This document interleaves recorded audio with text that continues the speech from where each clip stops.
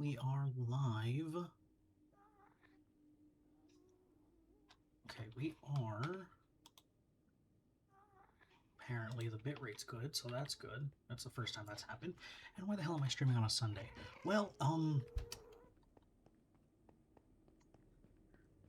the reason why I'm streaming on a Sunday and not Saturdays like I normally do is because I have Sunday free today, and yesterday I went to church and I was doing an orientation for the nursing program that I'm in here at the university that I'm at. So yeah, I had to go do that first, and by the time that was done, I was absolutely gassed. And I went to church last night so I could sleep in today and have today relatively free to do just about whatever I wanted. And we're still working on the witch farm, which I know, old content at this point. It sucks how far I have to dig down. I've been chipping away at it. I've chipped away at it a lot over the break. And yeah, I don't know about the stream schedule because right now I'm streaming because one of my roommates isn't here yet, so I don't have to worry about like, oh, it's like, oh, I have to be respectful of his time and his peace and all that, so I could just be you know normal-ish. I'm speaking a little lower than I normally would. I'm realizing, but that's fine. It doesn't really matter too much for the stream and all the quality that, or lack thereof of quality that I always bring to the table.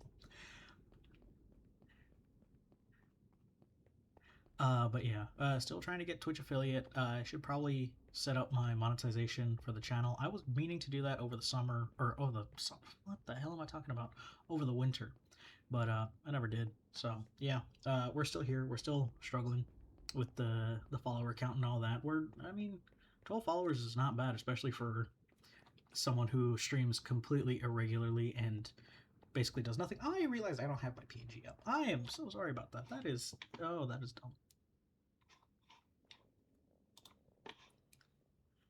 Let me go and pull that up while my character just kind of sits in the middle of the nether. And, yeah, there we go. He's alive, I think. Let me check Twitch again. Or at least OBS. Okay, according to OBS, he's alive. Twitch, okay, there. Twitch finally caught up. Alright, yeah, I forget there's a delay, and I don't know how to, like, reduce that, so, or at least for the dashboard. But yeah. I'm live just because my roommate still isn't here yet, and yeah, I'm just, dicking around. I don't have my music on. I'm realizing a lot of things are currently not right. Because I was messing with my volumes like crazy over the break, and because I wasn't streaming over the break, and I was like, well, I'm gonna put the settings to like how I like them when I'm playing personally, but you know, just why not set it up more for how I want to play while I'm like alone in basically doing nothing. And now I need to have it a bit different so that it's good for the camera, I guess.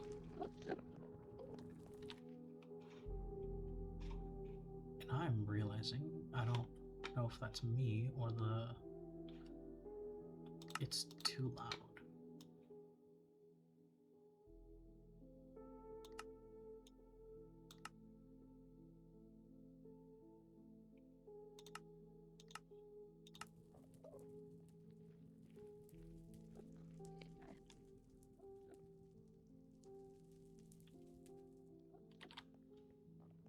I think it's better.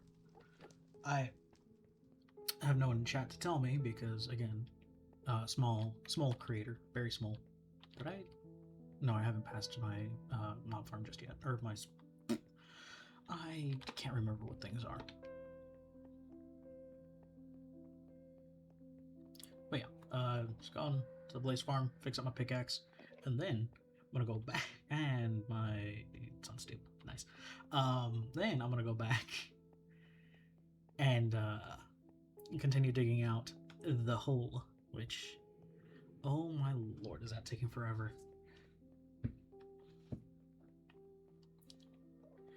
Now, wow, I'm surprisingly quiet, like genuinely, like really quiet.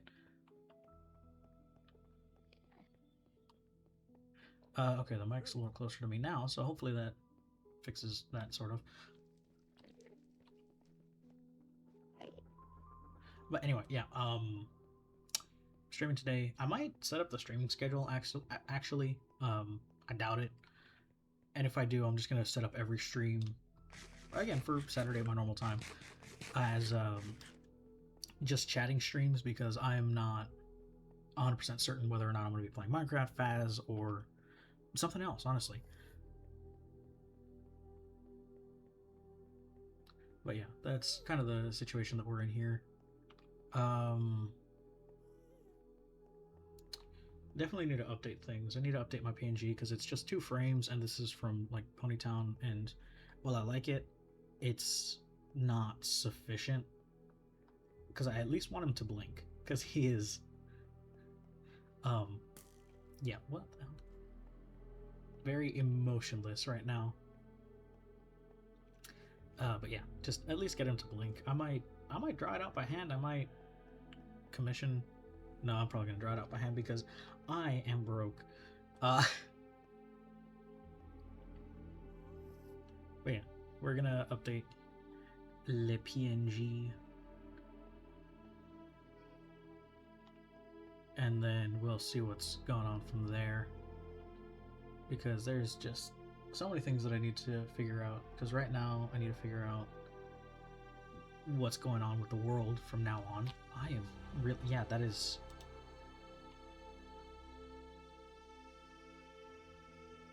Okay, let me. No, okay, I am louder than the game. It's just super loud in my ear for whatever reason. And I am very, very quiet.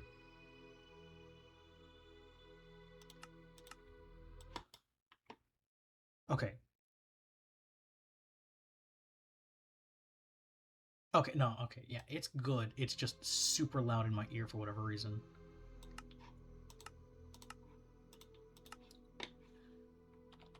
So, yeah, okay. That's just me being paranoid about quality, even though this is as low quality as you can get with a Twitch stream. But yeah, this is for now just how things are going to be. Stream schedule will definitely be subject to change. I will set that up actually later, but not right now.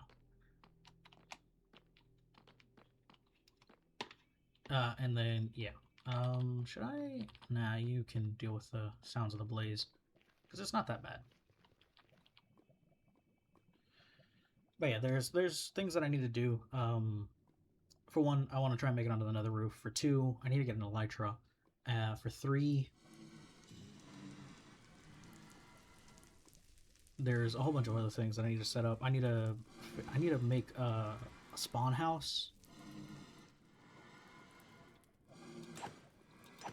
And then I say once I have a spawn house, then I say like, okay, I'm a bit more set up in the world, I guess.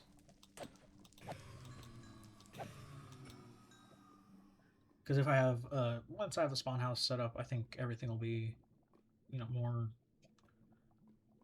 better for the world, I guess. And then yeah, like there's a whole bunch of projects that need to be done.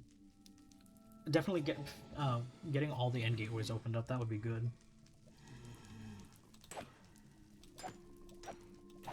An ender would be nice. Definitely Elytra, but I think that's a duo stream with Sky, provided he's free again. Also, I'm gonna go ahead and put this up on Insta that I'm streaming because I always forget to do that before I start streaming. And then, but then again, I don't even think it works because, well, no one joins. What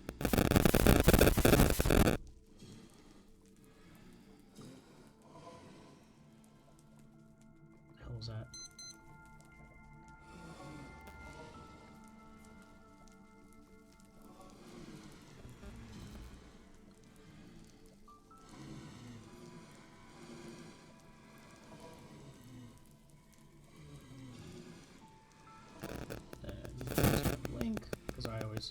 again, forget to do this.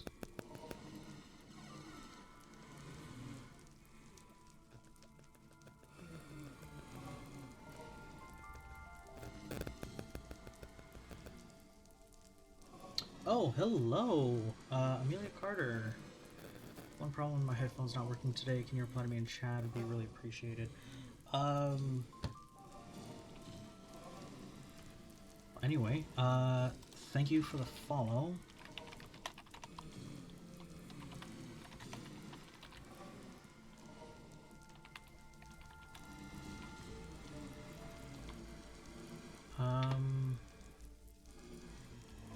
Like, who actually followed? But I do have 13 followers, and I still only have one viewer, so they probably just came in, followed, and left.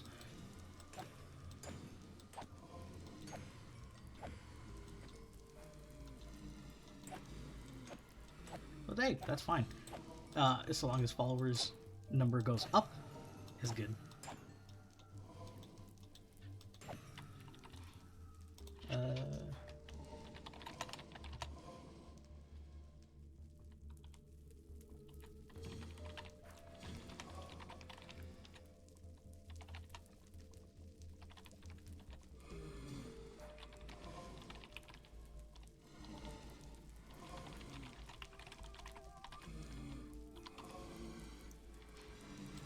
So yeah, just slow things like that. But yeah, there's definitely going to be a group stream, or at least a pair stream at some point.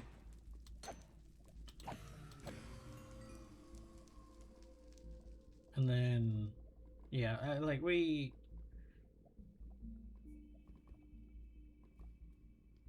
need to figure things out slowly but surely.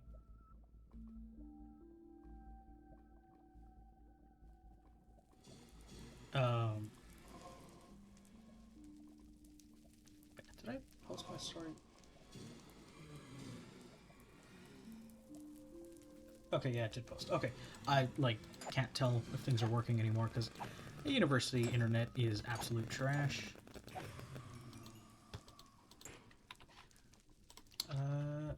No, I don't, but I try to stream every weekend, typically Saturdays.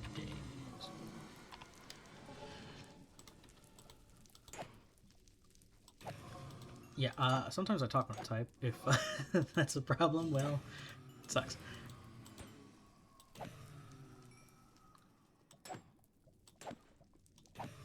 Also, it's probably good your headphones aren't working right now because it is loud in the Blaze farm.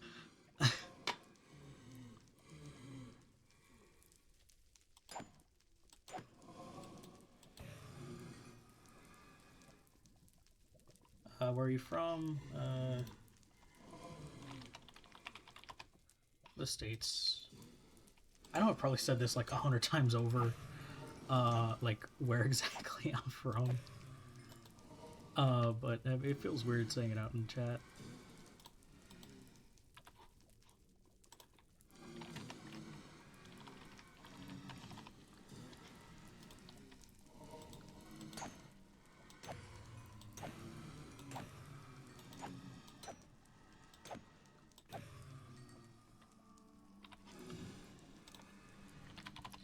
I really hope that they're not going to try and get me to commission things.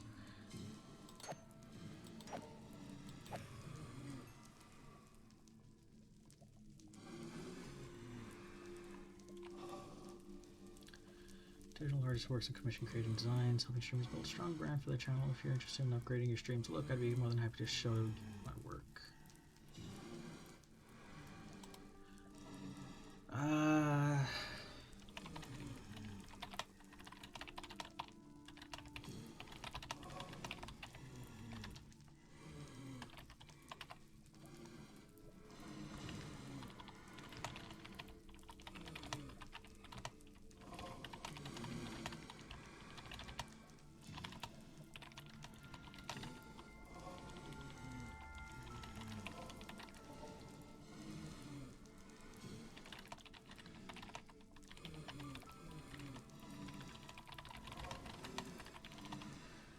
Yeah, sorry. If ever anyone offers me work, I will not accept because for now I'm being stubborn, obviously, but I also am broke, so and taking it free is just it feels scummy. It feels very scummy to me, and it's just like I know that you're offering it because yeah, you're trying to grow your brand and whatever. I'm also trying to grow my brand, but I just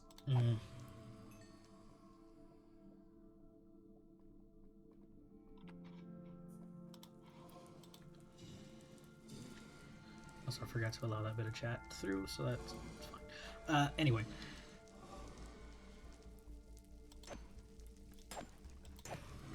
But what the hell? Oh, how the hell did you get back here? You asshat.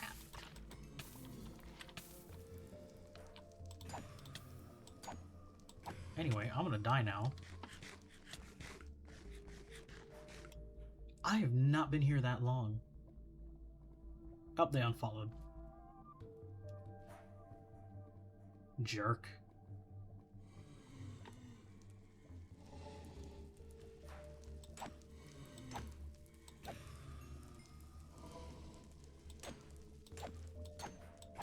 Can they see me? I think they can see me.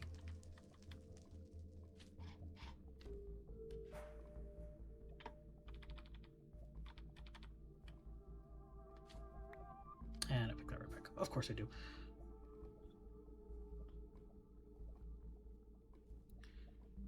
I know there is a way to like set it up that only verified accounts can follow, which I know Green has that, and it seemingly helps him avoid the spam.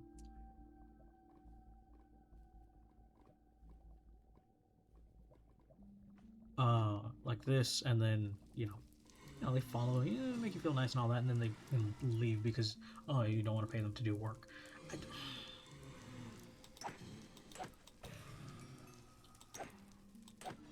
I don't know. I think it's just a scummy practice that these people do sometimes.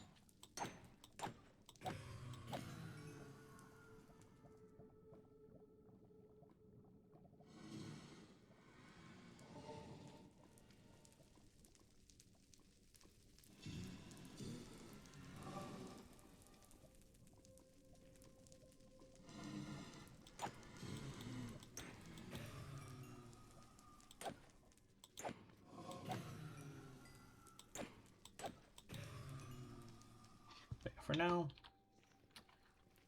I'm trying to do this on my own. Did he drop nether quartz? Why did it look like he dropped quartz?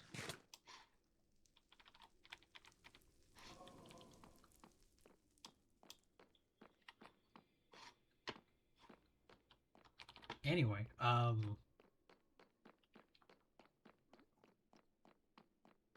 yeah, that. I should put it in my tags like no soliciting. Because this gets annoying. Like, it's funny, like, the first time. But after that, it's just like, come on, man. Like, why the hell are you doing this?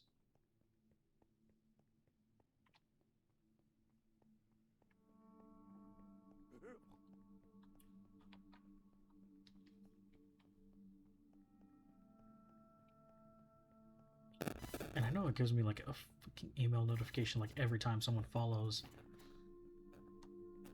Oh my god.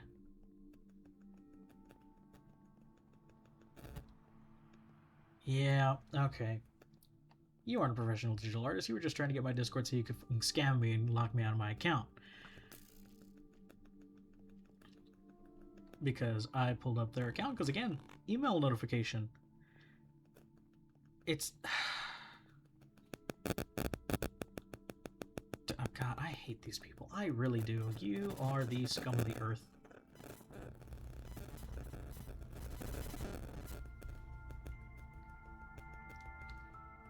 And my headphones are starting to bug out, which means that the stream is starting to bug out, which means I don't care.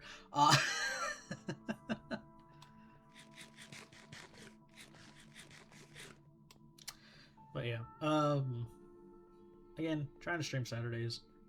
That'll probably continue, and I doubt anyone's gonna watch on Sundays because, well, I mean, there's literally no one to watch on Sundays because there is no. I mean, a lot of people are in church right now, so that makes sense. Like from I think 8 to like noon, everyone's in church. So there's no real incentive for me to stream other than like, oh well, I need to like stream at least once every week.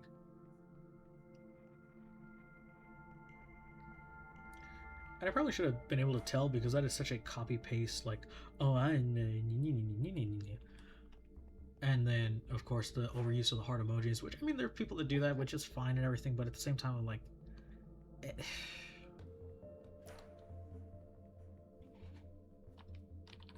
it really isn't cute. It's just annoying more than anything.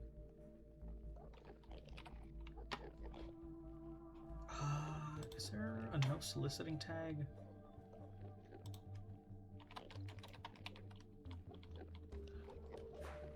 Yes, there is.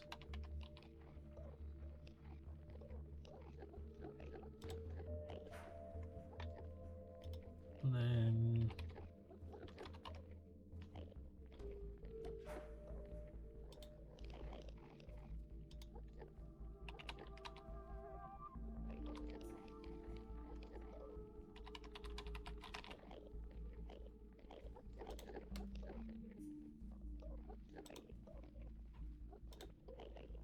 alright. That should have updated. Twitch is just going to be refuse to do that. Or at least on the stream, I'm going the wrong way. I haven't looked at a single Enderman, and yet they're all pissed at me.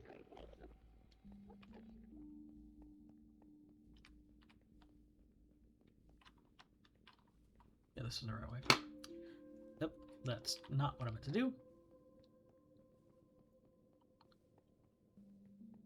But yeah, I should definitely put that up there in the verified chatters only.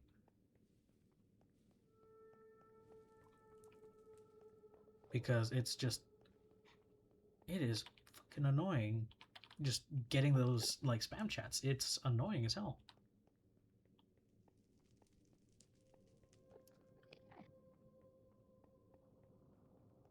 But yeah, now I have 3 no solicitation tags, so they should probably get through their thick skulls. You can't see it, but I'm side-eyeing the camera because I know it's not gonna fucking work.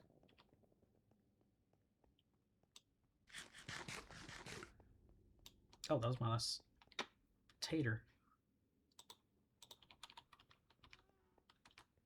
Anyway,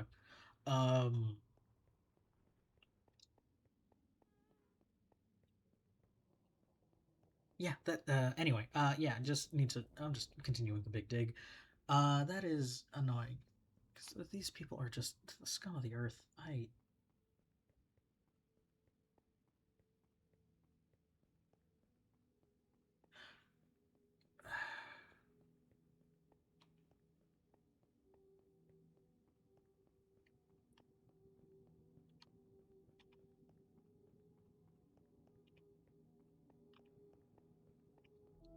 But yeah, genuinely need to update things here. And it always... Yeah, definitely monetization, definitely all the tools and everything.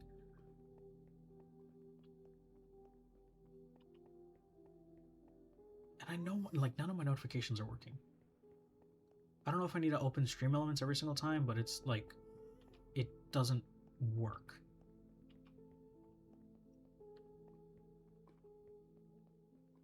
And even when I seem to have Stream Elements open, it doesn't work then either. So I need to figure out a whole bunch of things.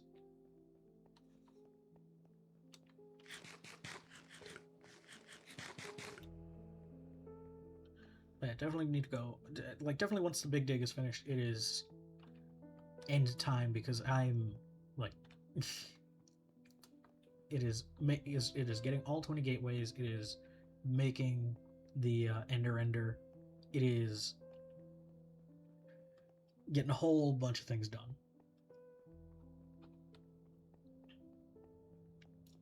And I don't know whether or not I should make the Ender look pretty or just leave it as, like, you know, barren, flat thingy. Which, if I'm going to make it look pretty, I am going to attempt to make it look pretty because I'm going to have Sky make it look pretty.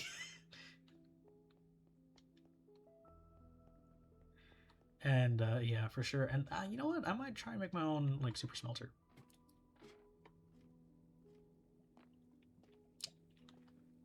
Because I might start experimenting with that. Because I know, like, for every hopper that a hopper minecart rolls over, I think it's like one item per, especially if it's on powered rails.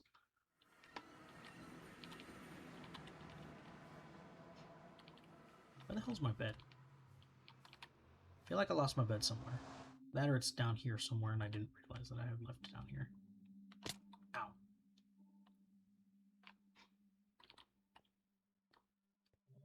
And beds should render like normal blocks, no?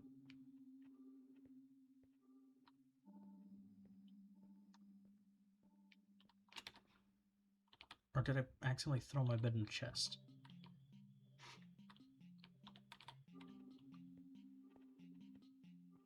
I wouldn't be surprised if I threw it in a chest because that's something that I would do because I forget where everything is half the time and it's like, oh, well, chest.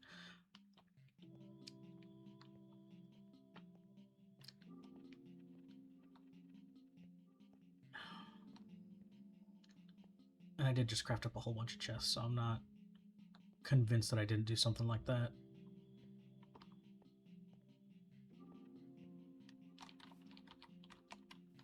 Oh. I'm blind.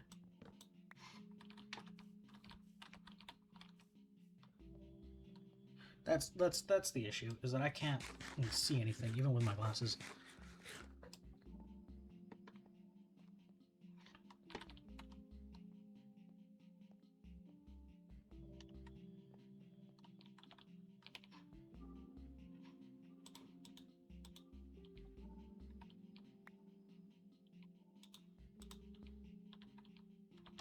Oh, almost walked off the edge there. That would have been disastrous.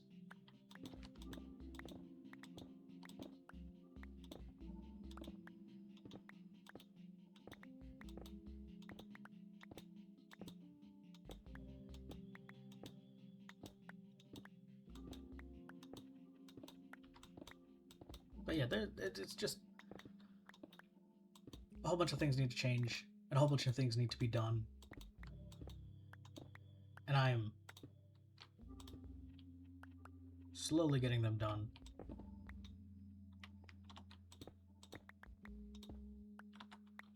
Now, how will that fare now that I'm officially a nursing student and my clinicals quite literally start on Tuesday?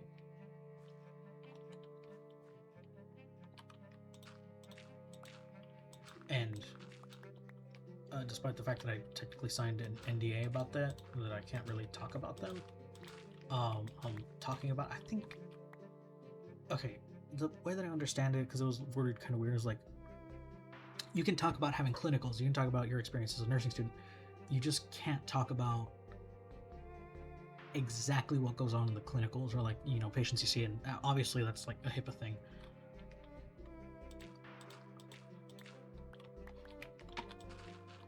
But like that is something that, like, I'm mildly worried about, because obviously, yes, I'm worried that they're going to enforce it with an iron fist and be like, oh, even any little slip up will get you kicked out of the program, regardless of whether you meant to or not, because they've already said, I mean, they already gave us the horror stories. Like, yeah, if you so much as even, like, think of talking about a patient without the consent, you will be removed from the program, so.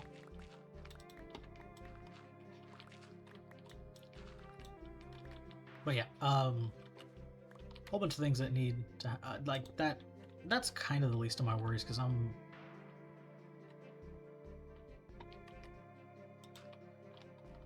I'm fairly certain that, like, they're not going to be that draconian. Like, you can talk about your experience with the clinicals, obviously. But you just can't, like, mention people by name, which is, again, that's, like, standard medical practice, is, like, you can't say, oh, yeah, I saw patient so-and-so, and they had an abscess that was, like, the size of my fucking hand or something.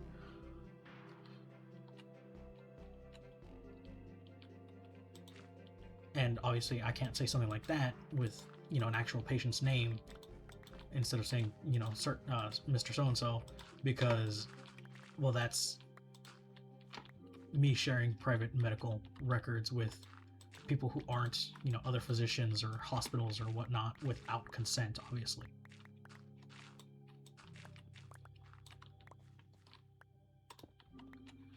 But then again, and obviously it's like a permanent thing, is like, no matter what happens, is like, you are going to, like, get in trouble if you mention things like this, because I mean, obviously these are, like, all things that should be fairly obvious. This, like, hey, you don't, if you do this, you're kind of like, you know, breaking the freaking law.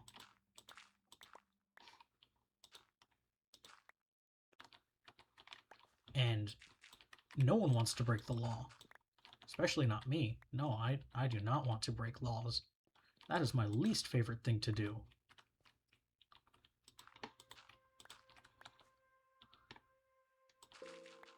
That's a Llamas Wearing Hats reference, and the only one that I will know of and make intentionally.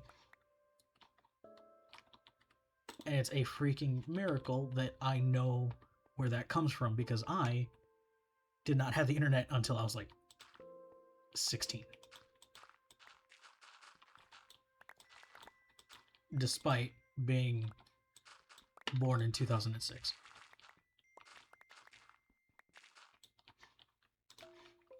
So I'm 110% Gen Z.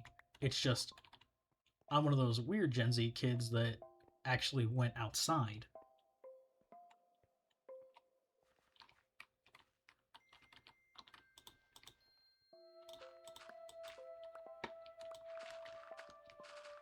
And now I want to be inside streaming, which is fucking amazing.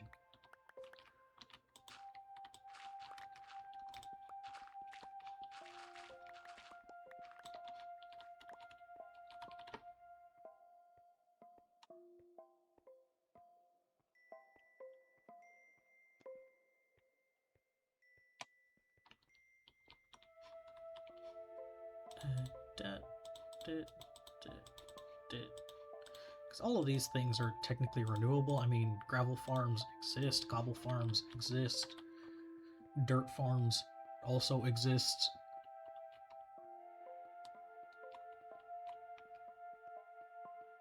So me tossing that is not going to have any bearing on how liberally or conservatively I play the game.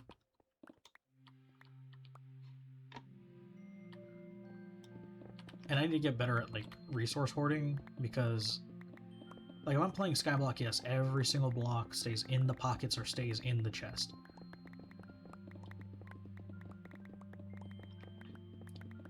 But seeing as I'm not playing Skyblock, I'm playing, you know, a normal vanilla world where everything is fairly abundant.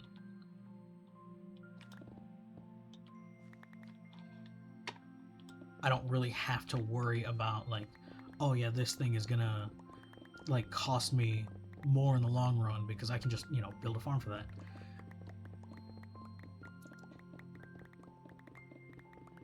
Because I mean, like, right now I don't technically need a ghast or a creeper farm, despite the fact that Sky wants me to build a creeper farm, because the witch farm that I have produces so much gunpowder already that it's like, what's the point, sort of, in making a creeper farm, other than, like, for completionists or, like, experience's sake, provided I, like, start another world and instead of, you know, looking for a witch hut, I decide, oh, I'm gonna go and build a creeper farm for the gunpowder because I don't need everything else.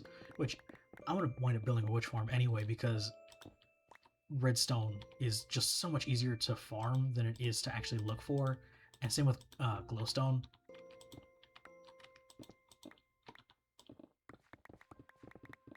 because I don't know, there are just certain things that are easier to farm than to go looking for. Which I know that might sound boring to a lot of you because it's like, well, I mean, then where's the content? Where's you, going to the nether and then, like, dying 16 times over and, like, actually struggling instead of, setting up a farm and then sitting like a fat cat.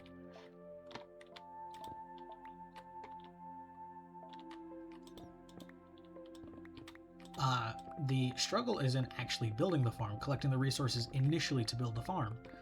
Because, yes, I quarry mine. It's a cheat code for materials, obviously.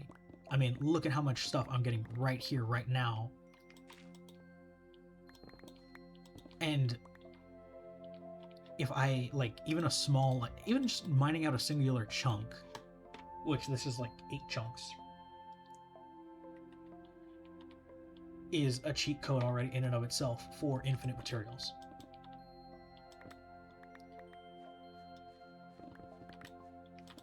It's just, there's a difference between doing it this way and doing it, to actually struggle. Because I want to have a good time playing. I want to be able to, build the things and do the things, right? Without having to, like, fight for all my resources and worry about, like, okay, if I do this, then it'll set me back so many days and whatnot. And if I want to build, like, which I do eventually want to get to building that little town city thing that I had planned from the start that would be my base.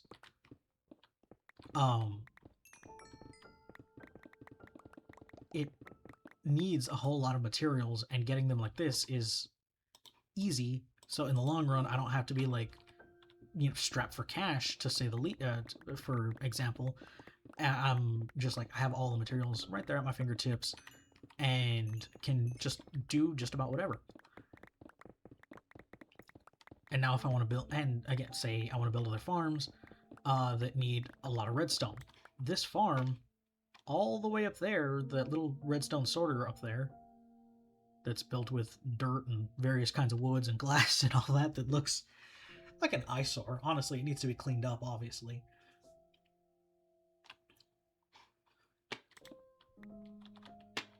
But it makes making redstone contraptions that much easier because I have a bunch of redstone at my fingertips. The only things right now that I'm strapped for are quartz, because a lot of redstone components need quartz.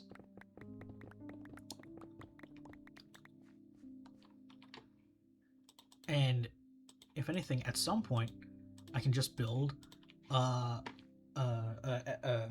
bartering farm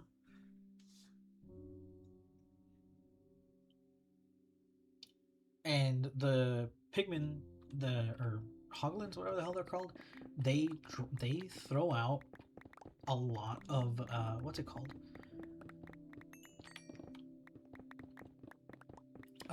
Quartz. They throw out a lot of quartz. So I mean, like, there's another free resource right there. And then I don't have to worry about, like, building other redstone contraptions, because after I have enough quartz, like, after I build that, I have quartz forever.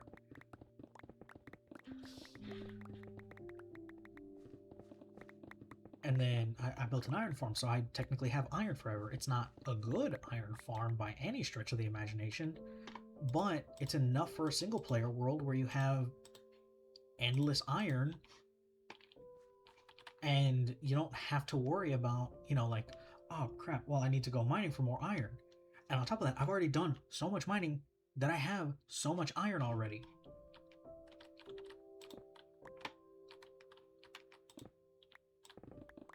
So I'm not hurting for that either. Copper's technically a resource that you can farm, but it's so abundant that you don't technically need to farm it. I do have a plugin to make leather more farmable, makes zombie spawners actually useful.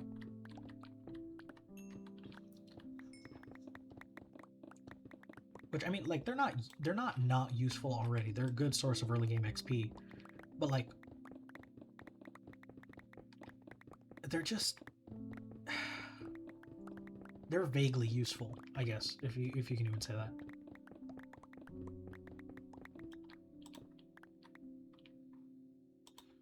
because yes, they will give you a ton of resources. There's a spider in the wall somewhere.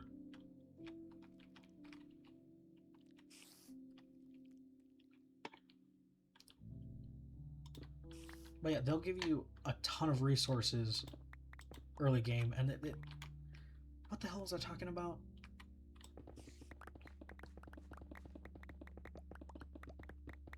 I was talking about making farms and whatnot for like single player worlds. Oh yeah, yeah. They don't have to be like the most efficient thing in the world, especially for a single player world. Like the only thing that needs to be somewhat efficient is your storage system, and even then, like that doesn't need to be the most efficient thing. Now, obviously, that would be amazing that it's at least somewhat efficient, because if it's not efficient, then you're just kind of sitting there dead in the water, and you're just like, well, where did I leave that thing? Where did I leave the other thing? Where did I leave everything else?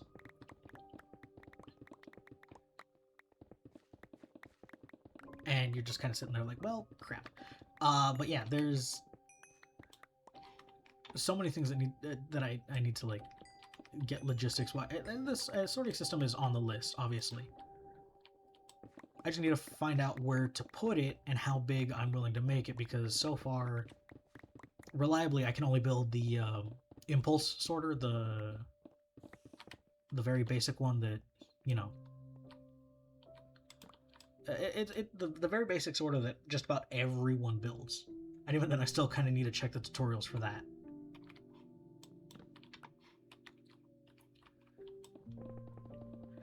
But yeah, I like it's something that I just need to figure out how to do, and how much space I'm willing to take up in the town, because I want it to be, you know, set.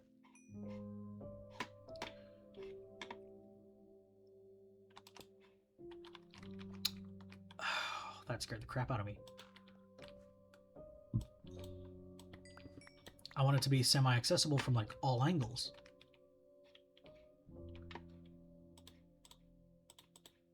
And also fit the scale of the town, because like the factory build, there's a reason why it's so small.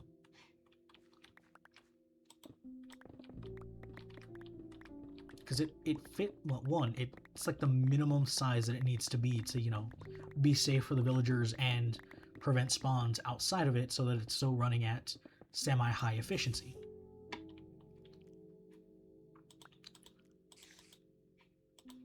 But therein lies the issue of like, and it also manages to fit the scale of the town, but therein lies an issue of like, okay, well, it fits the scale of the town, but what other, like, how much more detailed can it get? Because it's very small.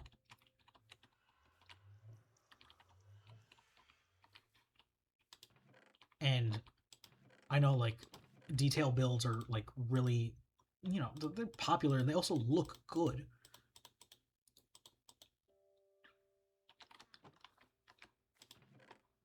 And I'm struggling with the idea of like, do I go for size, or do I go for scale? Do I go for size so I can fit in a lot of detail, or do I go for scale and sacrifice a whole bunch of detail?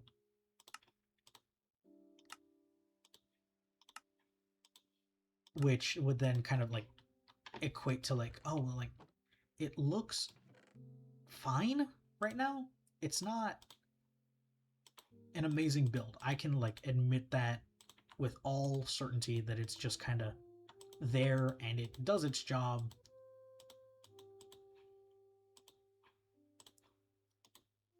Like, don't get me wrong, it's a good building for what it does. It's just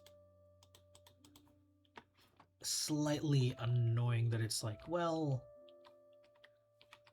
it's small and I can't really, you know, make it look any better than it does right now. Yes, I can just do block vomit and pray that that makes it look better, because I know a lot of detail builds are not block vomit. I know it's just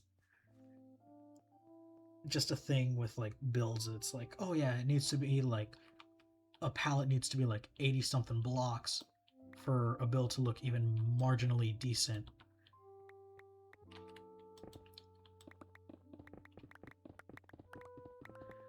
But I'm of the mind of like, well, it can look good even if it's just simply put together. Like, I probably could like reduce the number of blocks that I'm using and just stick to like grays.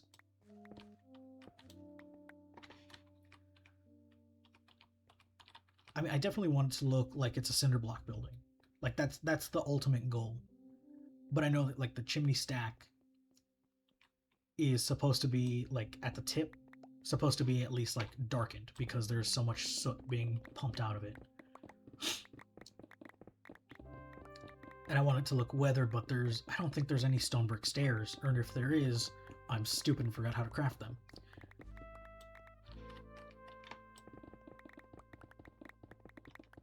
Which I believe there are, and I'm just being stupid. And I can like add in cracks and crags and everything. But now I need to incorporate 2 storage silos into the design.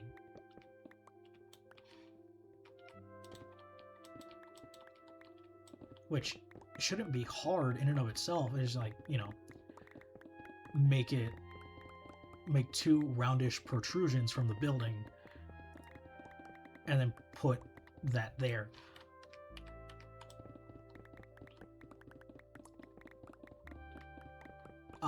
Then I also have to like pretty up the sheep pens or the wool farm.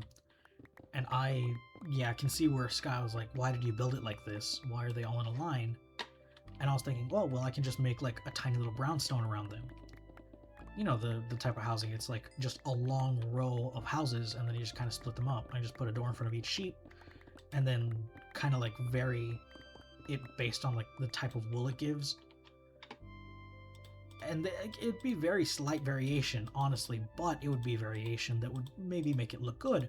But again, I run into the issue of size versus scale, and it's a very small build with very little room for much detail.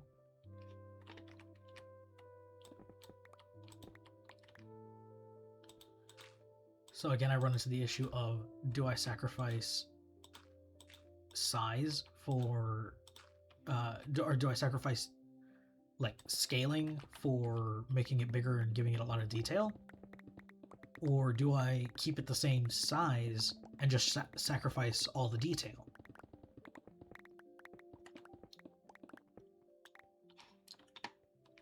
Which, in my mind, the answer is kind of obvious, is like sacrifice the size for the detail, obviously. Or no, sacrifice the detail for the scale. So it all kind of makes sense.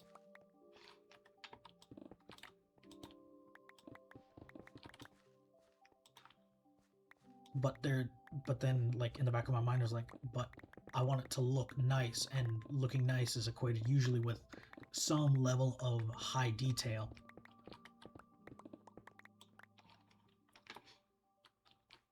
Or at least that's my thinking of it. I know there's a lot of very small builds that are very well detailed and they look good. It's just I'm not a builder. I don't have that mindset of this will look good, this will look bad, this will like work properly. I don't have that mind.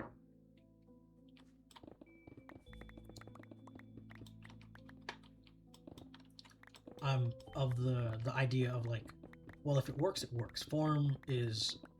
Function is greater than form.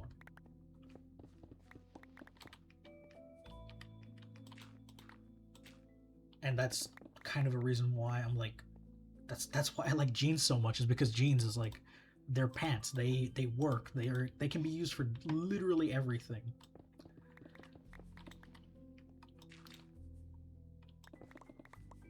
And that's why I also like, because I'm a very like a one note kind of guy usually.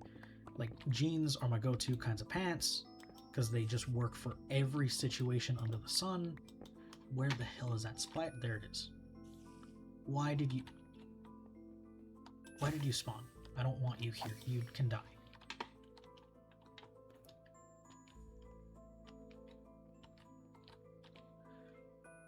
Anyway, as I was saying, like, jeans can be used for literally everything. What the hell are you? Oh, you're the wandering trader.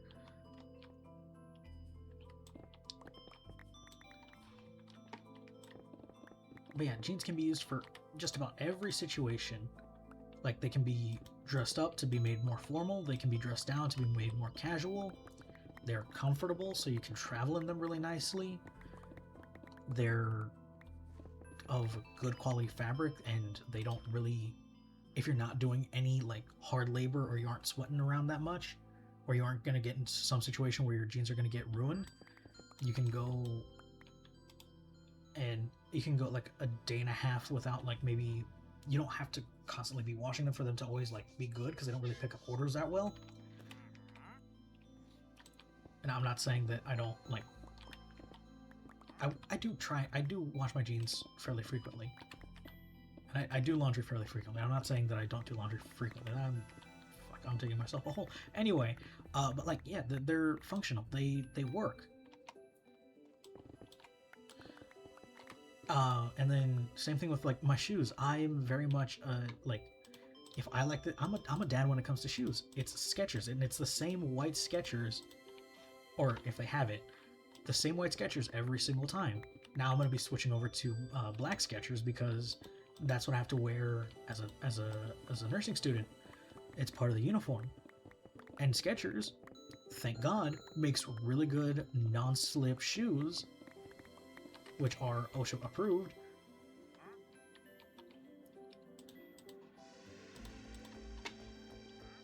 And make it so much better to just like, oh, well, I can keep wearing the same brand of shoes because they're comfortable and they work.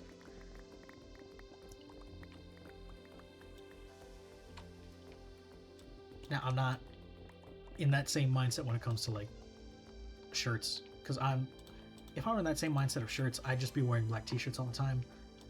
I like some variety. I'm not that much of a, oh, it needs to be the same every single time.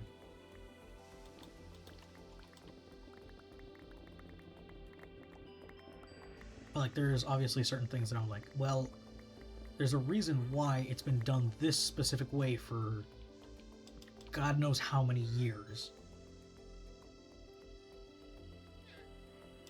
and hasn't changed in forever, because we found a formula that just works without having to like reinvent the wheel. Again, there's a reason why wheels are still round.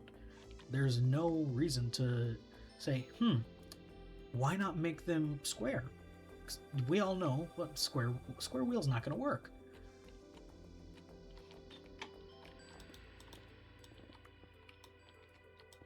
We all know immediately that if someone suggests, oh, what about a pentagonal wheel?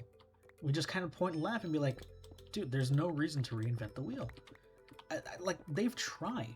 There's General Motors made a glowing wheel concept, which, I'm going to be honest, looked really cool, but why?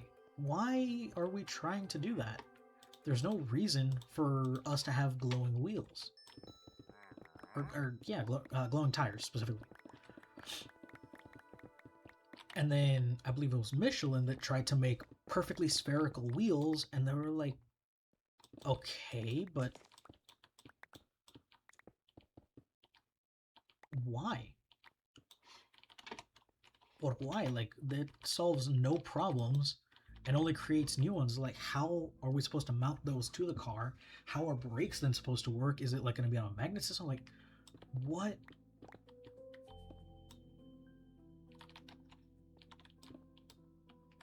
What purpose does it serve now other than it looks cool?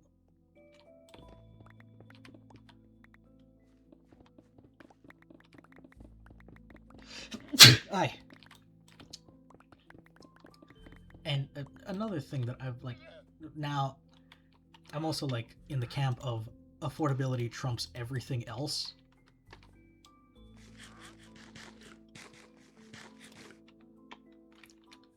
Because everything should be at least marginally affordable. Like, yes, luxury items can exist. That's fine.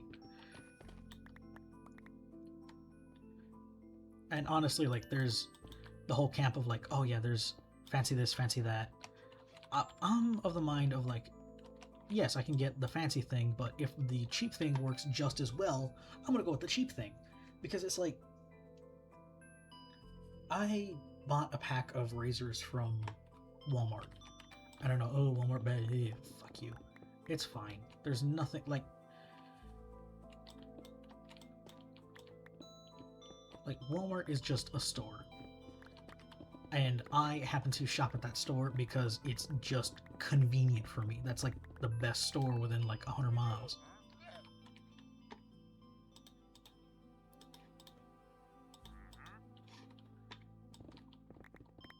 And I bought a pack of 5 razors for $1 from their brand, the Equate, which is the Walmart brand. It's a knockoff of Gillette.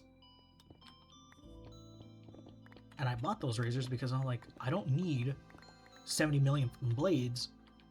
I just need one to actually, get a nice, decent shave. And I splurged on getting getting Barbasol, the name brand shaving cream, because I like Barbasol more than I like the other brands.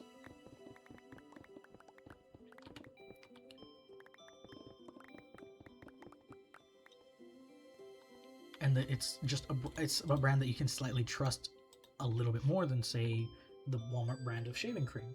But like, if I'm gonna go out and buy bread, yes, I like Sara Lee. Wonder Bread is the same shit, just a different package. And of course, Walmart bread is bread. Like, there's no difference in the quality to me. But then again, I'm not a connoisseur of bread.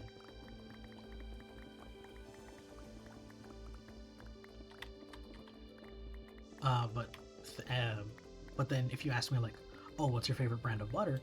I will exclusively buy Country Crock because it's the butter that I grew up using, and it's actual real butter, compared to like, oh, I can't believe it's not butter, or other brands which are hydrolyzed fasts, and those are worse for you in the long run, and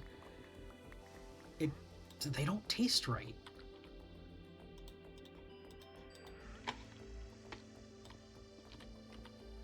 So there's like that whole piece to it as well. And milk, it's the same. It comes from a cow's udder, and I don't care what brand I get it from, so long as it tastes like milk. So I'll buy it from HEB, I'll buy it from El Rancho, I'll buy it from Walmart, so long as it's like fucking milk. And milk is milk. It's universal. Like, you're not gonna find a milk that's like, ew, that tastes sour, unless it's turned or it's friggin' oat milk. Again, you don't need to reinvent the wheel. I get it, lactose tolerant people exist.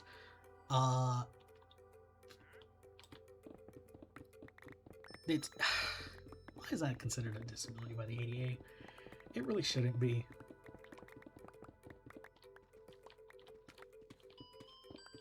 Because I'm sitting here like, oh, well, yeah, you can't have milk while I'm over here. Well, screw you. I'm going to enjoy my gallon tub of ice cream because Bluebell still sells it that way.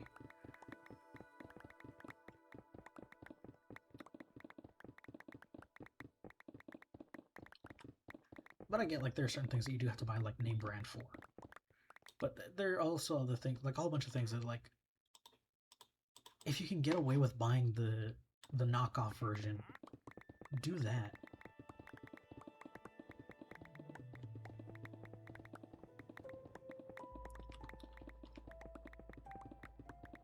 This started talking about me, like, oh yeah, farms efficiency and all that, and then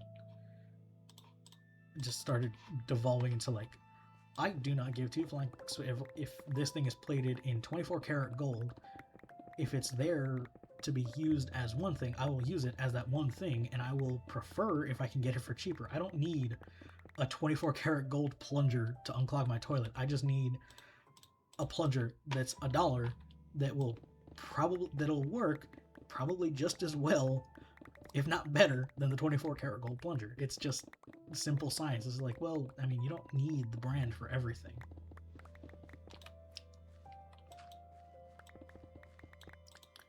So there's so many pieces to the puzzle as to why I don't like shopping either, and as to why a lot of my builds so far have been functional rather than pretty.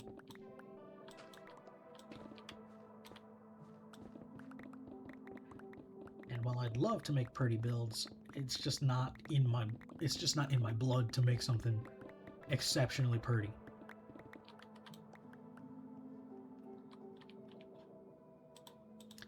It's just there to be like, well, it's there, it does its job, I'm happy.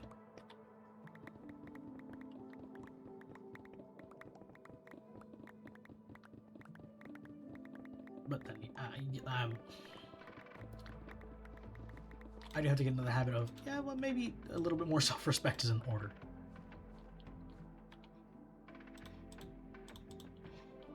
Especially when it comes to a lot of things. But I mean, if it works, it works, and that's my whole philosophy. Let me just get this row done. Then I'm gonna go heal up my pickaxe again.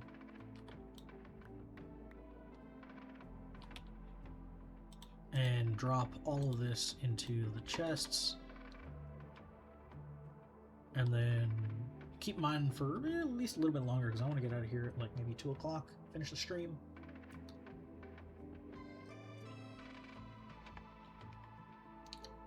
And then, yeah, get out of here.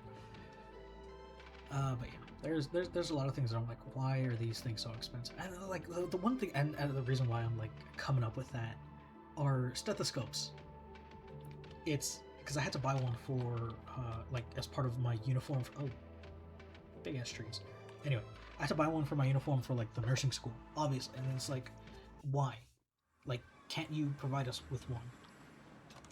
Blood pressure cuffs. I don't know why I had to buy a blood pressure cuff.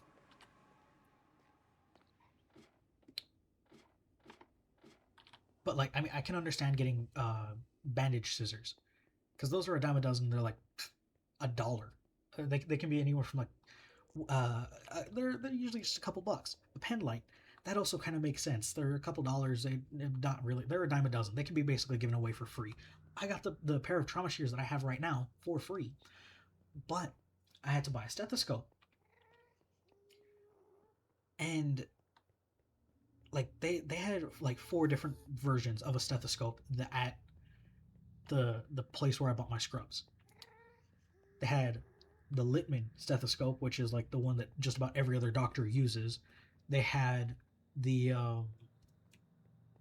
Littmann lightweight, which is just the Littmann stethoscope but made out of plastic. They had the AdScope, or which is kind of like a middle of the road brand. It's like it's not quite Littmann, but it's also not quite dollar store product. And then they had ones from a literal no-name brand for $10. And like there is no way that there should be that much variation in price because the no names were $10.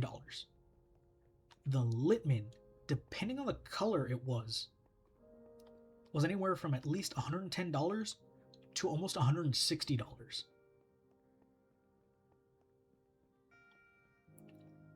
The AdScope came in 2 colors. It came in black and it came in purple. And they were the exact same price for both. And the Littmann lightweight was also a variation of prices. It either went down all the way to as little as $60 to as much as $90, depending on the damned color.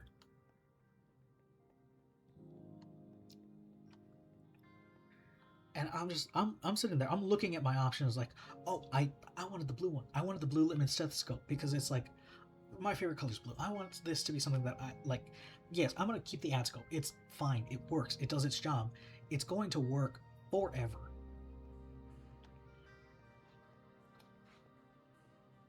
Because there's nothing behind it other than it's a silicone tube that you put into your ears, and then you put the essentially what's a drum on the patient's chest, and you can hear things. And the Littmann works the exact same way. The Littmann lightweight, the exact same. Why is there so much variation in price? I went with something that's kind of middle of the road because I have a feeling that this one is going to last a little bit longer than the $10, and it's probably of the same quality as the $100 and some stethoscope. Because I'm not willing to pay for. In this case, I wasn't willing to pay just to say, oh yeah, I have a Littmann stethoscope, just to say that I have a Littmann stethoscope. And then it's just insane to me that like there's that much variation in this.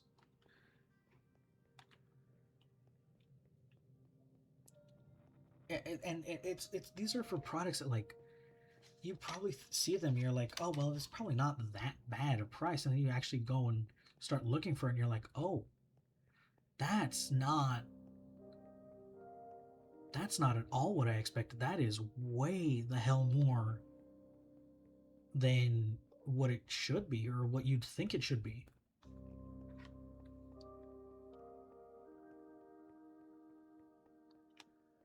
And it pisses me off because I'm like, well, shit, I'm broke, and I already spent close to $100 on scrubs, which you'd think, again, scrubs should not be that expensive, seeing as they're fucking nylon. Friggin' nylon is some of the cheapest material that you can get en masse. And just about every scrub is cut to the exact same template, but you're paying for the brand. Now, I was kind of forced to pay for the brand because there was only 2 brands that carried the colors that I needed in store, or at that store that I bought them at, and I have a thing about paying for things online because I don't like doing that. I don't like buying things online. I have to try it on in store, actually buy it from the store so I know that I'm getting something that will work. Especially when it comes to clothes and produce, because I'm not buying that online.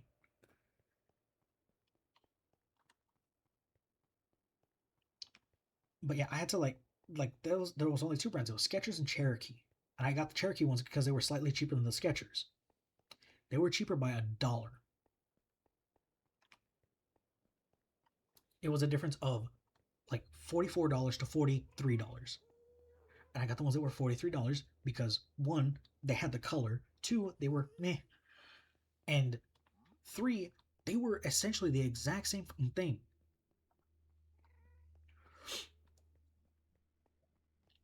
And you can probably tell from my voice, or not, I don't know, that I'm a guy.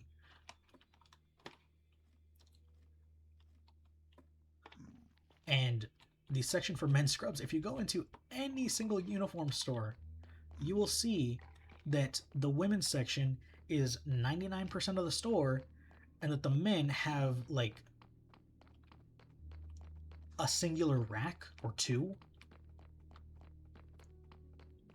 and that's like clearly labeled as, oh yeah, this is for men, and then we get nothing else, or we just have to order everything else, which again, I'm not going to order anything. Or at least when it comes to clothes again, I'm not going to order clothes.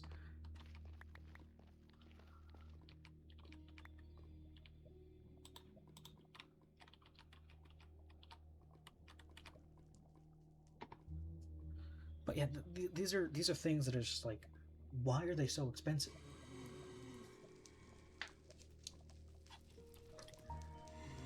And I'm pretty sure like the women's scrubs are even more expensive because, you know, there's a thing that exists. It's called the pink tax. If you haven't heard of it, it's basically anything that is technically unisex. Scrubs should technically be unisex.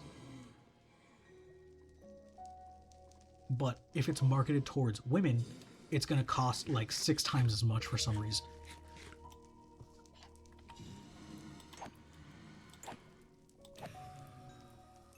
And then I also had to buy a lab coat not that long ago for last semester for one of my labs.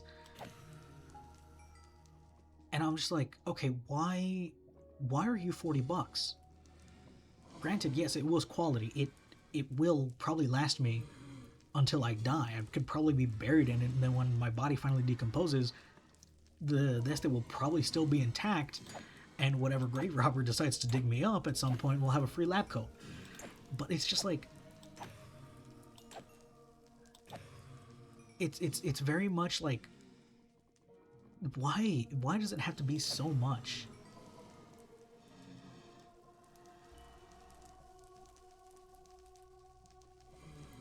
So I'm just these are small nitpicks that I have with the world. And of course, and going back to the pink tax again, like the pack of razors that I bought for $1, they're blue. Obviously, men's razors. Oh my god, they're for men, so they're gonna be dirt cheap. I'd probably pick up the same pack of razors if they were colored pink. If they were pink, they would probably be like $6. I paid 20 cents per razor in that pack. If I had gotten them, again, in a different color, quite literally just a slightly different color, they would have been $1 per razor. And I would have just been sitting there like, why the hell? Why?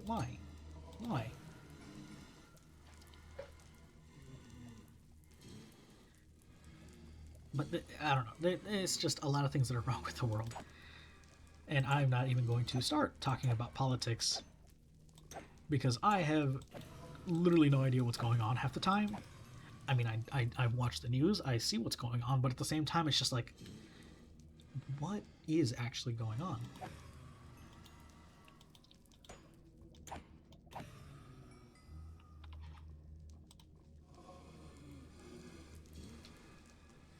Okay, yeah, that updated back down to 12.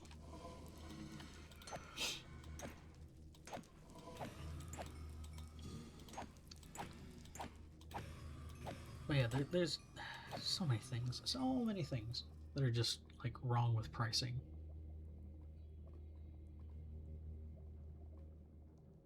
I can see why people really like HEB because HEB, literally every brand in HEB, they have like a million different store brands for HEB, and they're all somewhat clearly labeled.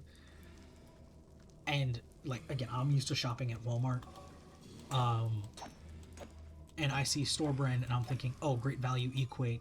The brand is clearly plastered on there. Like this is obviously the knockoff, right? HEB is their quality products for cheap because even though they're store brand, they're quality.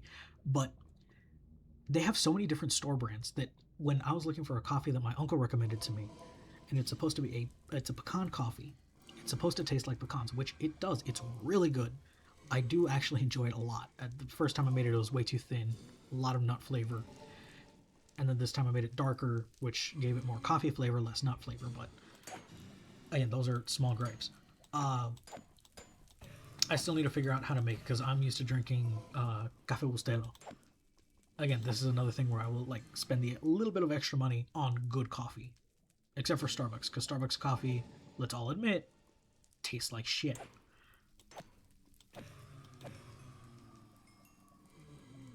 But I was looking for that coffee all like for 2 years or a year and a half. Like, where the hell is that coffee? Like, what? And then I asked my uncle, like, does it have like HEB logos all over it? And he was like, yeah, it does. They're so small. Because I saw some of the other HEB products that have it like, you know, the big red logo with an HEB, and I'm like, oh yeah, cool. That's the obvious store brand. Okay, cool, whatever. And then I look for the coffee. The brand is so small, it's like not even there. So I'm just like, okay, well, where is it? Because I'm looking at the HEB branded coffee, not knowing it is right next to it, and also HEB branded. Because I'm sitting there like, well, that's obviously the fancy coffee that is not from the store. That's like a different brand that they imported from, I don't know, Tuscany. I'm just pulling places out of my ass right now. But I'm looking at all the stuff that clearly has the red HEB logo, and then I look over, and then one day, just randomly, I'm watching a race, and I decide, you know what? Once and for all, I'm going to actually definitively look up what the coffee looks like, so that next time I go to the store, I know exactly what to look for and what to buy. It was right there.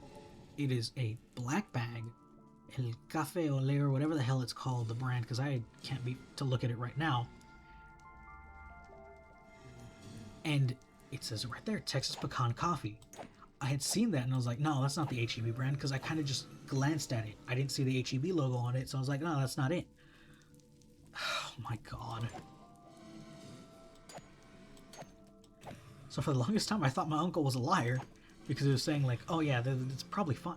You'll see it. It has the logo in big bold letters. And then I remember this is the same guy when he was living in California said, oh yeah, I can back out of my driveway and into the beach, when he lived like maybe 30 minutes away.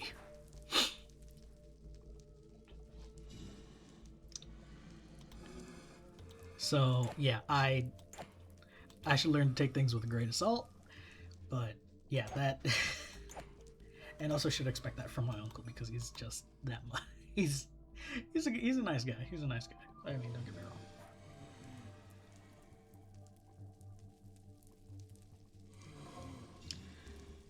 Yeah, there's just so many things that are just like, oh my god.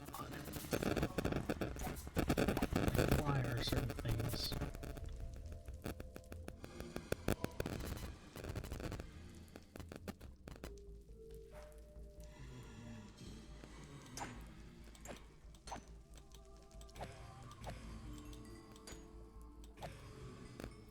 Why are things the way that they are? And especially, oh my god.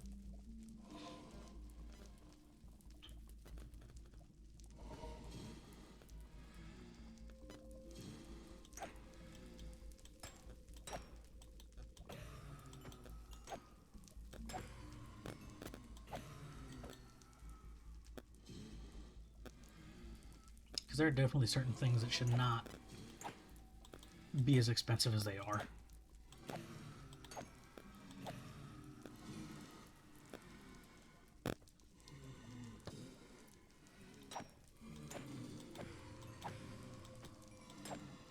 And then especially with like all the AI crap, like my laptop's old. It's like 6 years old at this point, and it is every one of those 6 years old.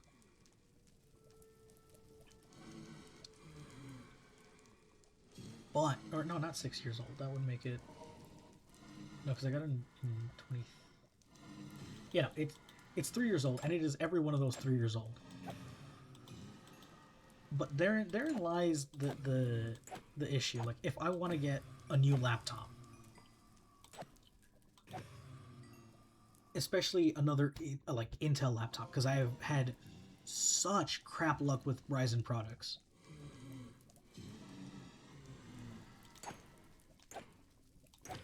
And especially the fact that I'm never going to buy anything Apple.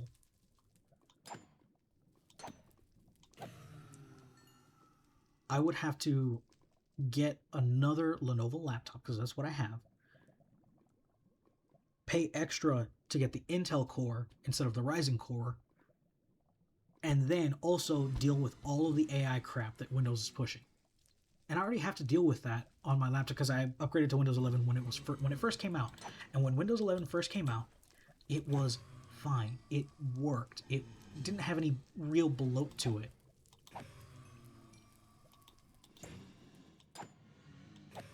But now that they've been like, oh yeah, we're introducing Copilot AI, which is something you can't even turn off anymore.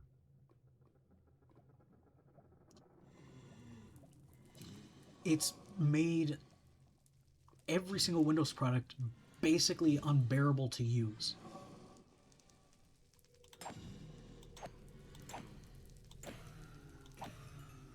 And again, I'm also not about to switch to Linux because I am too dumb to like figure out their whatever the hell they're called, their frames. What is that? What they're called? I don't know.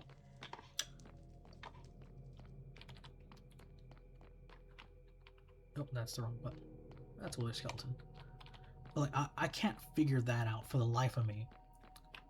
That is a Wither Skeleton, and it's multiple Wither Skeletons.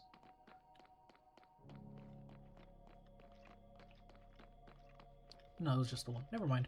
But yeah, I can't figure things like that out for the life of me. And it gets to the point of like I just have to suck it up. And same thing with like my car. My car is relatively old. It's at least it's going to be 10 years old next year.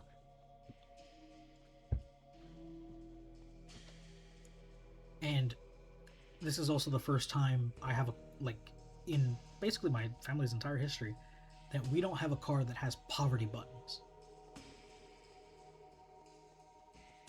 And what I mean by poverty buttons, I mean like when you buy a car and you don't have like the top trim package or whatever, like those like grayed out caps that are where buttons are supposed to go if you bought the extra trim package, and that button would technically do something or other.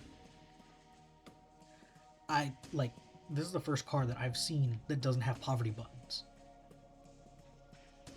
Granted, it's a used secretary's car, but it is still an upper level car.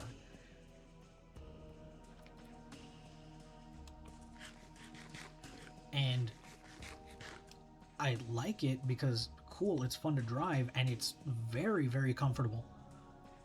But some of these buttons, like, I don't use. I don't use the lane assist. I barely use the parking assist. I know it has the automatic parallel parking, but I'd rather do that myself because I still want to know how to parallel park. I still, like, I treat it as if, like, all of those buttons aren't there.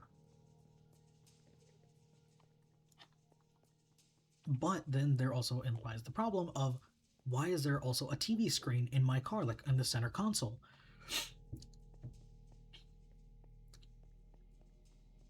And why are like half of the controls linked to that TV screen? Because if I want to turn on my AC, I actually have to go in and turn it on through the screen instead of, just pressing a button or turning a knob. And that's fucking annoying.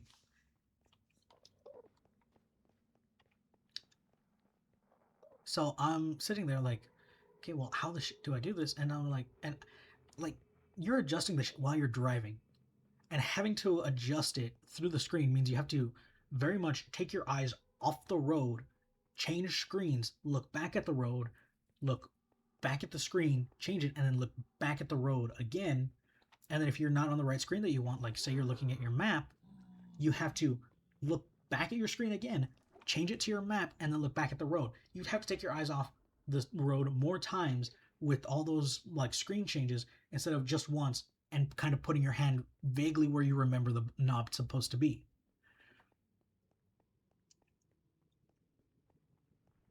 And then flicking the knob, and then you don't really have to look anywhere because like from muscle memory after driving the car for so long is like, oh, the AC button is right here. The heater button is over here. The window defogger is over here. The temperature control is over here. The presets are right here. You don't really have to look at those things anymore because through muscle memory, you remember exactly where they are. With my car, there's so many screens to navigate through to just get to one thing. And I was just like, why the hell did they decide to do this? And then and don't get me started with like the trucks now. A truck should be functional. Yes, it can have some nice things like, oh, it can have a nice ride. Oh, yeah, it can have leather seats. But you don't need a touchscreen in a truck. You need at most a fucking radio.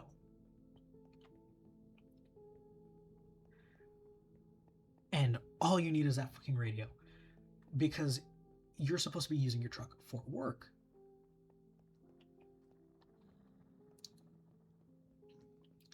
And not for leisure and picking up chicks and all that. And it's like, granted, this was back in the day when a family could afford two vehicles. They could afford your grocery getter and a car that can take the kids to school, take you to church and all that. And then have a truck to do work. But then as things started getting more and more expensive, they had to roll things more into one. And now that trucks are the everyday vehicle, and it's just annoying to me that that's the thing that they're used for now instead of, being work vehicles. And if they're going to be used as everyday vehicles, like, get a Colorado, get a Ranger. You don't need to have a Ram 1500. Get a Dodge Dakota. Those are nice trucks.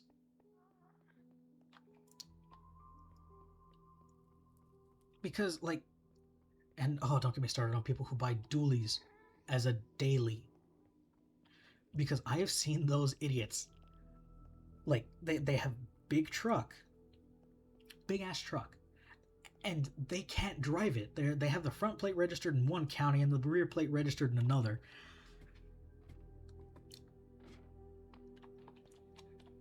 And like they can't drive their car, and it's so funny to see that because like, oh, you bought that car because you wanted the big truck and like, hey, big dick energy and all that.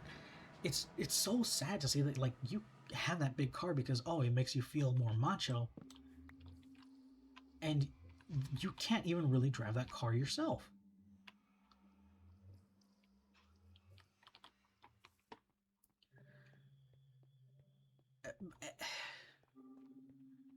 And honestly, dualies shouldn't be allowed on the road unless you're trying to get to a work site.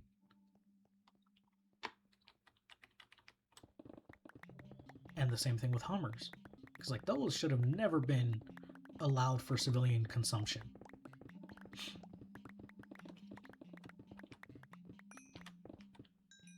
And then on top of that, like, you have the cafe laws, which make it so much easier to make big cars rather than, you know, small economy cars, which mine's technically a big car. It's a luxury sedan. It's big. It's but it's not as big as a truck.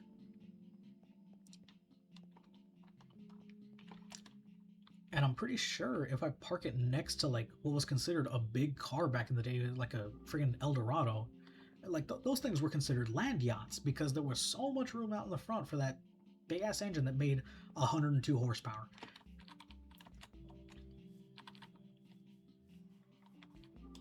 But, like, I don't know, like, those cars didn't make sense being that big, obviously. It was a situation of, like, oh, well, we just want big car because big car cool.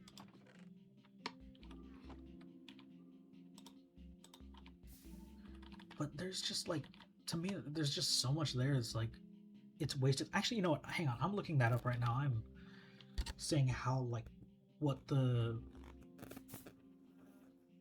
length of a Cadillac Eldorado is.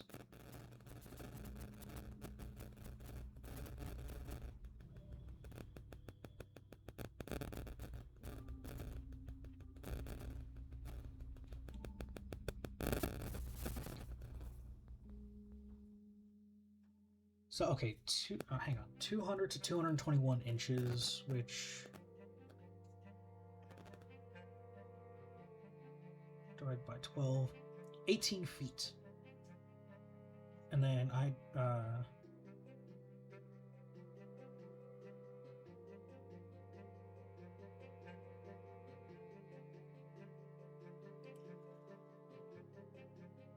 and the car that I drive is 197 inches, which is also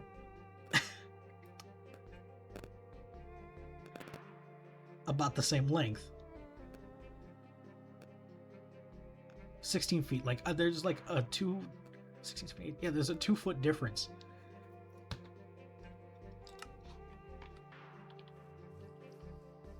And this is also the length of a Chevy Impala, which is the same body as my car.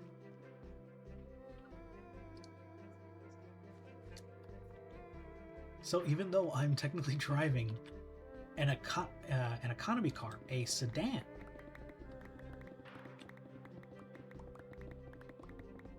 I am driving the equivalent length of a Cadillac Eldorado from the 70s.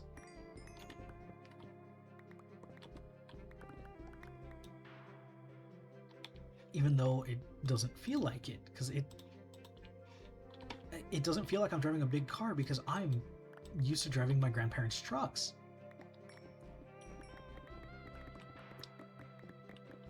The reason why it doesn't feel so big is because I guess I'm so much closer to the ground, but it's just like, what the hell? Car sizes have really gotten out of hand. They really shouldn't be like behemoths like this. But it's just gotten to the point where it's like, it's cheaper to make these cars because you don't have to really follow any of the regulations that the government gives.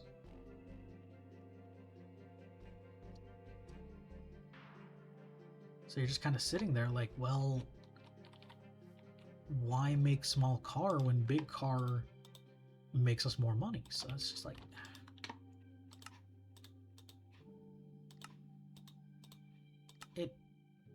it pisses me off sometimes. It's like,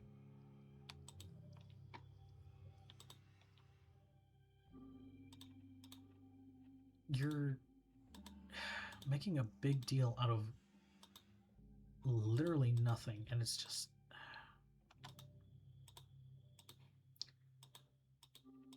it's sad, man. It is, like, genuinely sad. I want to go back to the days where, like, you could technically buy an economy car for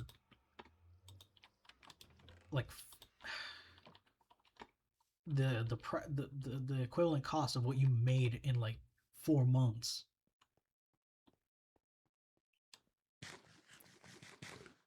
instead of having to pay what's essentially a mortgage on a crappy single bedroom house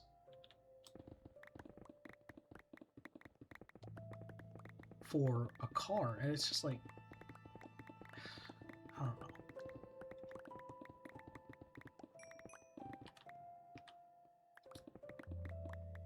And then with the fact that my generation will probably also never be able to afford a house because they're so expensive nowadays. Because I didn't grow up in the rich area of my hometown. I genuinely grew up in what's considered not the bad place, but genuinely not one of the places that you'd want to be. It wasn't as desirable as some other places. But my grandparents' house, which they bought for pennies on the dollar compared to today, is a six-figure house. And my grandma genuinely doesn't believe that it's a six-figures house. Because I think she paid like 40 for it, 40 large. And I'm just like, you paid 40 grand and it's appreciated to almost double that price. Or no, not almost double, almost triple that price. And I'm sitting here like looking for houses in that, like the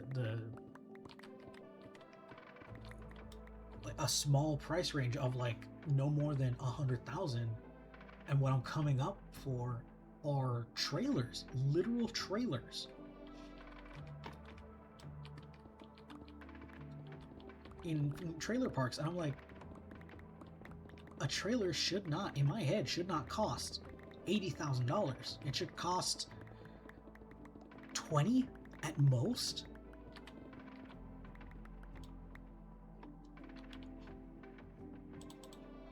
And it's costing like 80 for a trailer.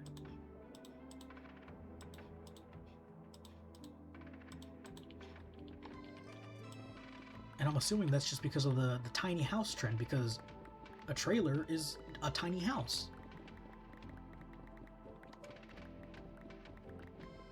And it's genuinely another case of rich people ruining cheap things, because caldo de res, which is oxtail, it's oxtail. Oxtails, for the longest time, were offcuts. And oxtail soup, which is what caldo de res is, which is honestly so delicious.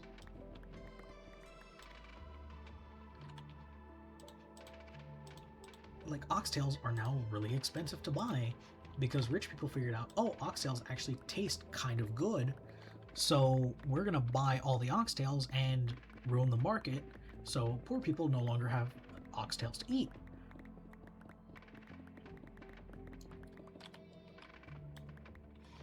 And then another thing, like miso soup. Miso soup is also really good.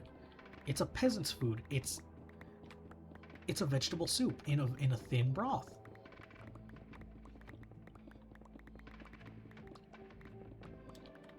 It is quite literally one of those things. It's like, it's technically a struggle meal.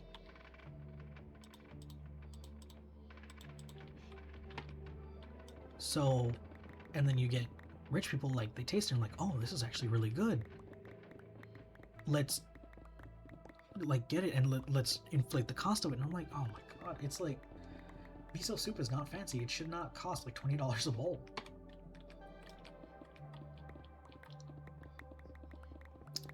It's carrots, cabbage, and other orange and green vegetables, and I think potatoes occasionally, depending on like where you get it.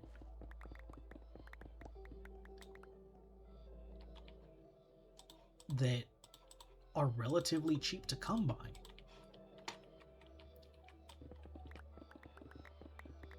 But then you try and like, but that if you fancy it up and like plate it in a fancy bowl that doesn't even hold a ladle full, it becomes like a $40 dish. I'm just like, what the hell is wrong with people? I'd pay $40 for the whole pot, but I wouldn't pay $40 for a half a ladle.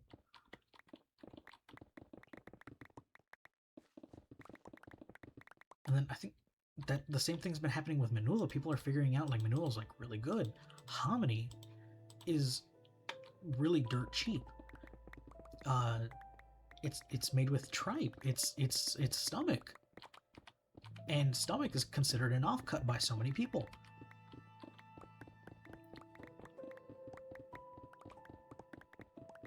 And it's just like now, menudo, pozole, which is made with pork offcuts, it's considered to be like a top shelf meal,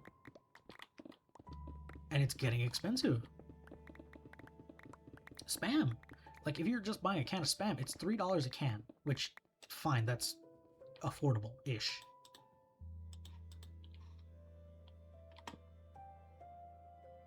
But then you realize that like, oh, you put it on rice, which is $1 per pound.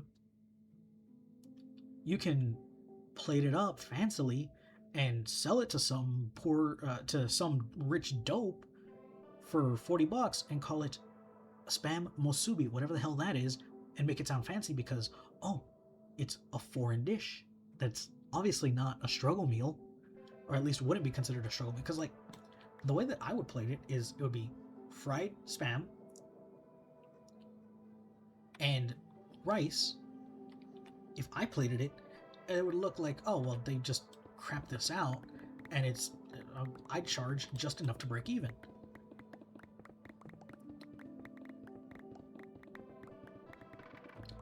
So if I sell like all the plates, I'd make my money back. It would be like maybe a 50-cent plate at most. But people wouldn't buy a 50-cent plate because they'd be like, oh, well, it's probably not good because it's offcuts.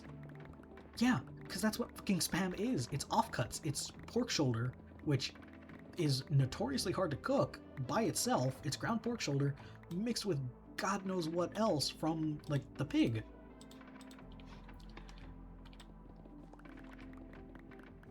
And don't get started on Spam Light, which is even more of a mystery meat than regular Spam.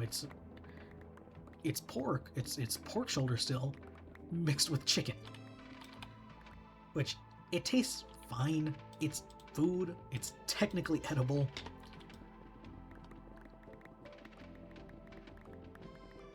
But it's genuinely just mystery meat. And then like something that also hasn't gotten, and this is something that I'm semi-glad hasn't gotten popular, is corned beef. Because I'm kind of weird when it comes to like certain things. But like corned beef is cheap meat in a can or in a jar, depending on where you're getting it or what brand.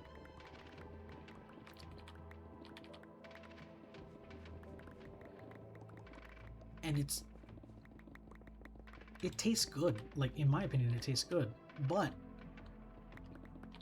I'm pretty sure if you gussy it up a little bit more than what it is in the can,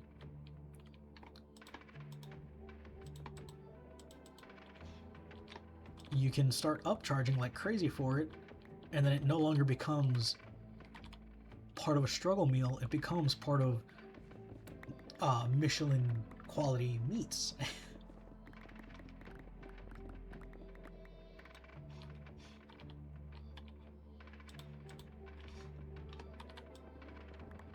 I don't know, there's just a lot of things that are just like, why are you expensive? Oh, because rich people like you? Ah, pues entonces.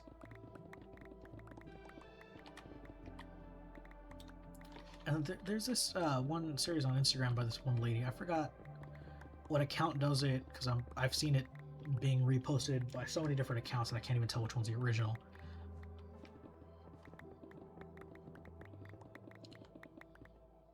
But they're all like, hey,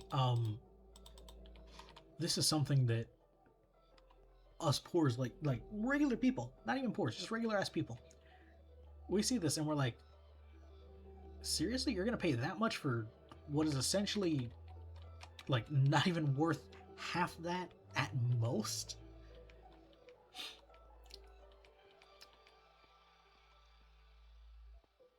Because like you'll see ripped jeans, which okay, cool. Pre-ripped jeans are already expensive in and of itself because, and I still think that's stupid. Like you're paying money for jeans that are already ruined, and I wouldn't feel good taking out of the house.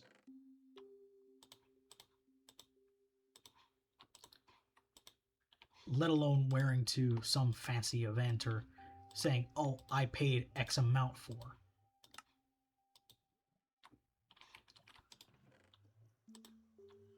It's just like, seriously, why are you going to pay that much money for jeans that are, again, technically already ruined?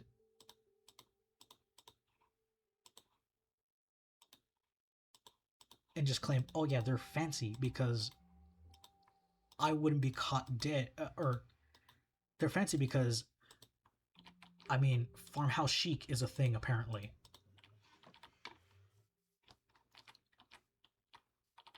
When if I were to show that to someone who wears jeans on the regular and would know a good quality pair from not, they'd probably say I wouldn't. I'd probably use those jeans to go paint the house. I wouldn't wear those jeans out on the town.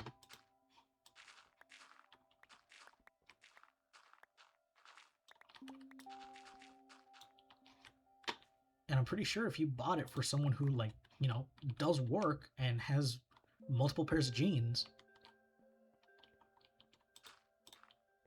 they would probably be like, why did you get me something that I would have probably thrown away by this point?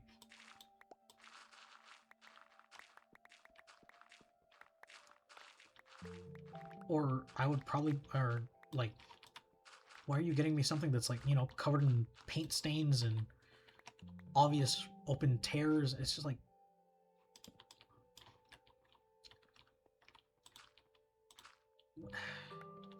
you're saying that this is fashionable?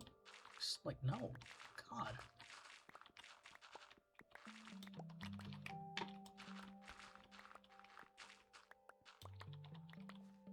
I don't know. Again, I'm not a fashionista. I'm not rich. I shouldn't really have a say in these kinds of things. Like,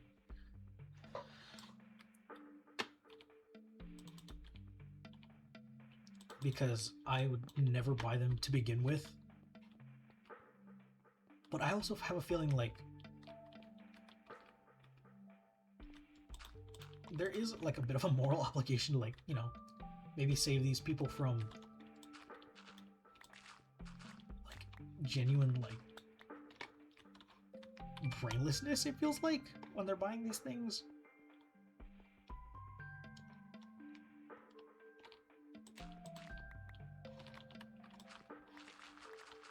Because there's just so much to it that's like, okay, cool, it's, why is it that expensive? And like, oh, because it's high fashion. No, I would have thrown those jeans. I wouldn't be wearing those jeans out anywhere. I would probably use them to like lounge around the house, maybe.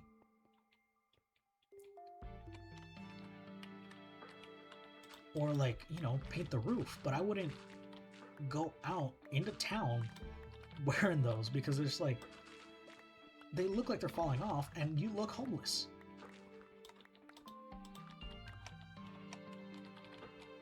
Because I don't, this would be an easy get rich quick scheme for homeless people. They're gonna be like, oh yeah, hand distressed jeans, and sell it for like $200 to a rich person, and they'd be like, oh yeah, cool, awesome, I'll pay you that.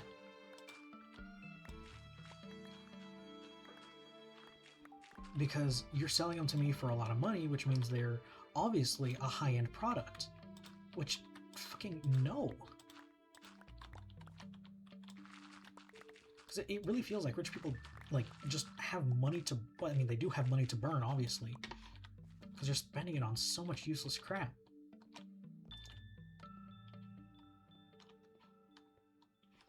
That it's like, it genuinely pisses me off.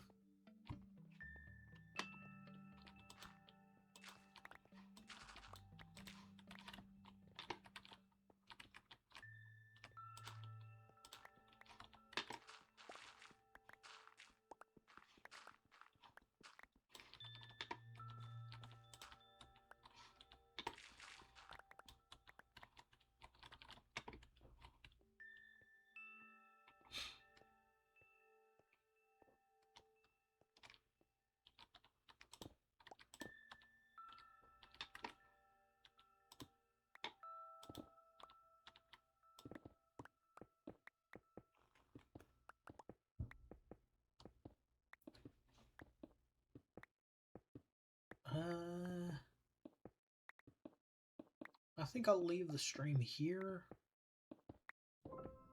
And I'll keep mining this out off camera.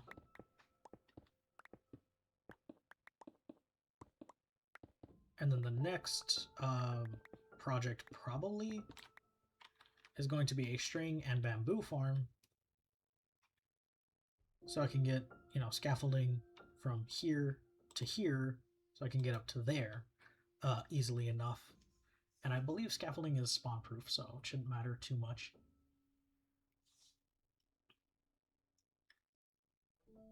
Anyway, that was all fun. Anyone who was there to hear my rant and just screaming into the void, really, have a good day. Be safe, and yeah, have fun. Let's see if there's anyone to raid.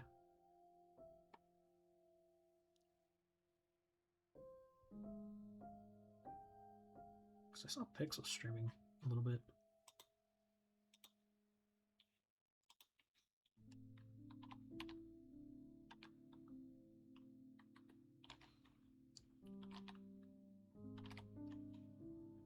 Pixel Riffs is not streaming. Now